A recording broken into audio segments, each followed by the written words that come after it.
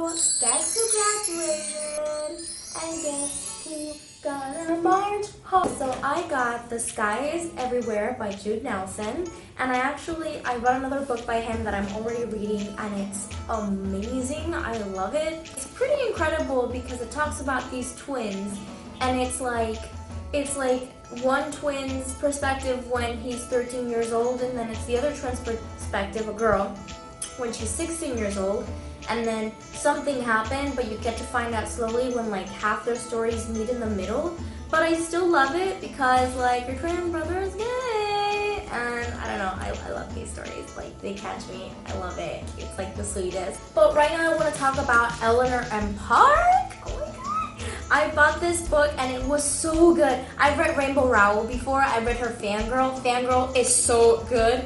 And if you haven't read it, go buy the collector's edition because you're totally gonna like it. If you're into romantic comedies, and like cute characters and shit, and not just like, you know, trilogies and long series, then totally pick up Fangirl by Rainbow Rowell. It is so cute, especially if you're a fangirl and you like fangirl all the fucking time. It's incredible. And the new edition, the collector's edition, has like all these extra drawings and shit that I've always wanted and I can never have, and I'm so upset.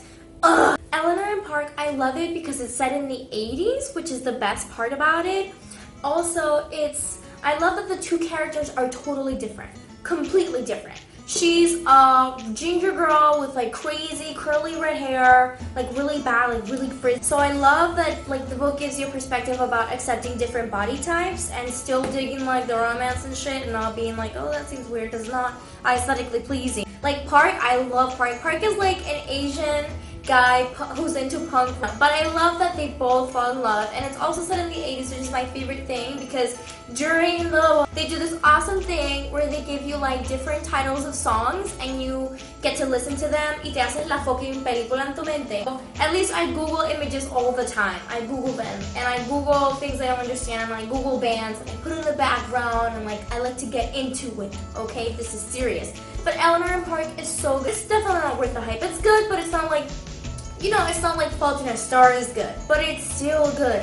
It's got so many romantic quotes, it's gonna break your heart. And if you had a high school sweetheart or a summer love, you're going to think about them all throughout this book because it's so cute. Last but not least of my March haul is Miss Peregrine's Home for Clear Children. I'm a big Tim Burton fan, so okay, yeah, guilty as charged. I heard that a movie was coming out, so I had to read the book. Okay, fuck you, whatever. So I went out and bought this book. I'm so excited. I already read it. I finished it. Okay, thoughts. I loved it. I really did. I loved it. It had me fucking reading all night, had me creeped out as fuck. The fucking story is also amazing, which is one of the things that I like.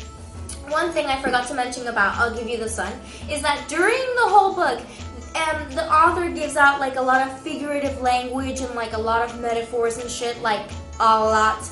Like he literally wants to put the exact image of what he's thinking in your brain.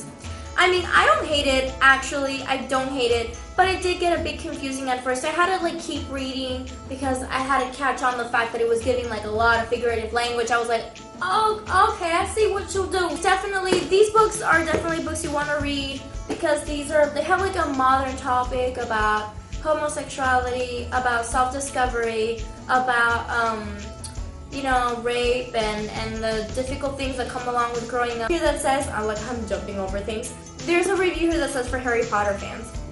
I think I'm a big Harry Potter fan. Slytherin. I'm like a huge Harry Potter fan, and this is definitely a book that I enjoy reading that reminded me a bit about Harry Potter.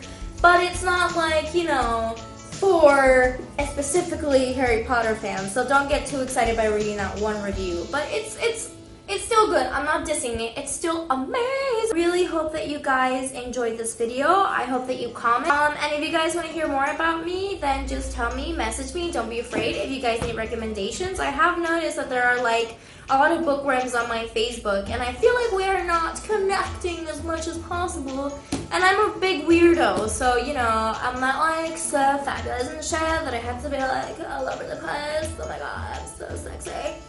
I'm actually really friendly and super awkward. But yes, thank you for watching this video. I hope that you enjoyed. Mwah, mwah, mwah. Please share, like, and subscribe. I'll put the link down below to my YouTube channel. Bye.